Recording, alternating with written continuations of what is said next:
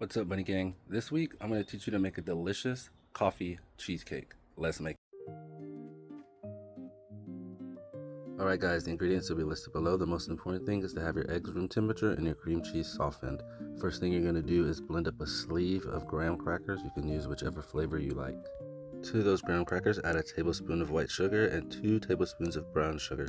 Make sure you give that a whisk, breaking up those clumps as you need to. I forgot to film it, but add a melted stick of butter to that and then whisk it up and add it into your springform pan.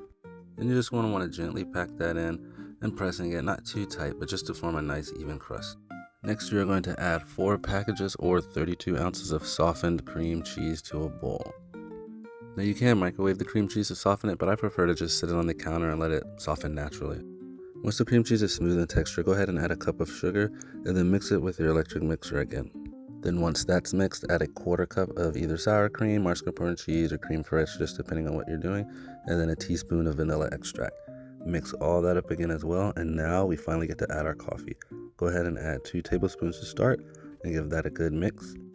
And once you do 2 tablespoons, you should have an idea of how much coffee you want. For mine, I just went ahead and added the rest. It ended up being about 2 shots of espresso. Then I just went ahead and mixed that up again.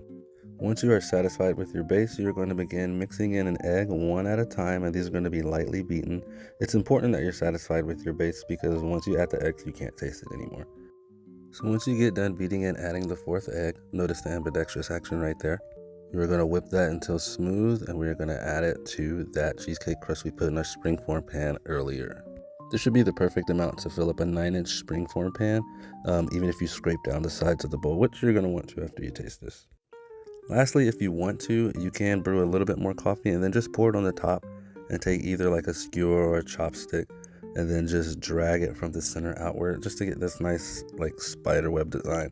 Not necessary, but it does look nice once you bake it. Now you're going to want to carefully transfer this pan to a baking dish and a preheated oven at 325 degrees. And to your baking dish, you're just going to add enough water to cover the bottom of the pan. This is going to help your cake set and prevent the top from cracking. Once this bakes for 60 to 70 minutes, you're going to let it out. It will be a little lighter and it will be over the edge, but once it's set, so you get this dark, beautiful cheesecake. If you guys like this video or learned something, or even if this just looks delicious, please consider liking and subscribing. Thank you so much.